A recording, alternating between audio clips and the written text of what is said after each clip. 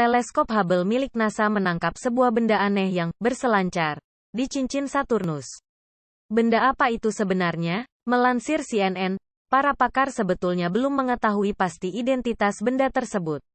Namun ini bukan kali pertama benda itu tampak mengitari Saturnus. Bukti penampakan pertama kali terekam pada 1980 dalam misi Voyager milik NASA. Sama seperti saat ini, benda tersebut tampak mengitari Saturnus dan bisa dilihat di waktu ekuinoks planet tersebut. Menurut KBBI, ekuinoks dalam pengertian bumi berarti saat matahari melintasi ekuator sehingga siang dan malam bagi tempat-tempat di lintang O derajat sama panjang. Saat busur siang dan busur malam matahari sama panjang bagi semua tempat di bumi. Diperkirakan pada tanggal 21 Maret dan tanggal 23 September. Para pakar belum mengetahui penyebab pasti penyebab benda itu muncul. Namun mereka menduga, benda itu tercipta dari variasi medan magnet Saturnus. Kecurigaannya mengarah kepada medan magnetik Saturnus yang bervariasi. Medan magnet planet berinteraksi dengan angin surya, menciptakan sebuah keadaan yang terelektrifikasi. Tulis NASA dalam rilis resminya.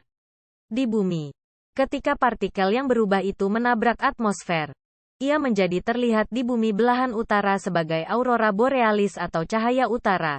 Tulis NASA.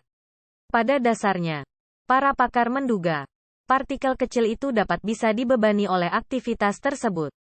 Alhasil, partikel-partikel itu secara singkat naik lebih tinggi daripada material yang ada di sekitarnya dan menciptakan tonjolan yang tampak jelas. Para pakar pun berharap, data lanjutan dari Hubble akan membuktikan atau malah membantah teori tersebut. Teori itu sendiri didasarkan pada data koleksi dari Voyager dan Cassini, dua wahana NASA yang bertugas mengamati benda tersebut pada penampakannya di akhir 2000-an. Terlepas dari observasi yang luar biasa dari misi Cassini, awal mula persis dan durasi benda tersebut masih sulit diprediksi. Mirip seperti memprediksi badai pertama selama musim topan, kata ilmuwan senior bidang planet di NASA, Amy Simon. Teleskop Hubble akan terus mengobservasi benda tersebut.